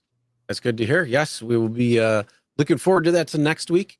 Thank you also again for Megan coming on earlier from TinkerDIY. I thought she was lovely. Yeah. She has this good disposition. Good job. She said it was her first podcast. But she was lovely. Good job there. But yes, if you're interested in TinkerDIY, you can check the link in the description below. And if you use the rideshare side of things, you can use code RSG20 and get 20% off. And it was supposed to be through the end of the month, but they extended it to Halloween. So what is this guy saying? What's this guy saying? What? What's he saying? I don't know. What does that mean? Did we miss something? Do you know how many comments go flying? I don't know what they asked. I mean, do the Facebook comments show up here? Huh? Do the Facebook comments show up here on the StreamYard chat? On StreamYard, but that's it. Bro, let me tell you something. Comments are going. If you have a gripe, email me, Sergio at therideshareguy.com. If it was deactivation or something like that, I can't help you, so you know. But the chat flies like the comments. Either we're going to look at the camera and do the show, or we'll read the chat. We'll see. Yeah. So email me, Sergio at therideshareguy.com. Let's see what your gripe is about. All right. With that being said, we will see you guys next week. Enjoy. Have a great week. Make the most because it's the end of August almost. So kids are going back to school already. Things are happening. End of summer is coming. This sucks. But we do have football in a couple of weeks. I guess that's okay. But weighing it against football summer, I mean, summer wins, at least for me, because I hate 9 months of winter. But yeah, be out, enjoy. And you know what? Turn your ACs off. Charge them extra. Oh, I saw that. That's no. Yeah, that's a side note. That's the big thing that was just going. Don't actually do that, The AC is on for me, man. I'll sweat my balls off if I don't turn the AC on. The AC is not for the rider. Who cares? I know, right? Fuck bullshit. All right. We'll see you guys next week. Yeah.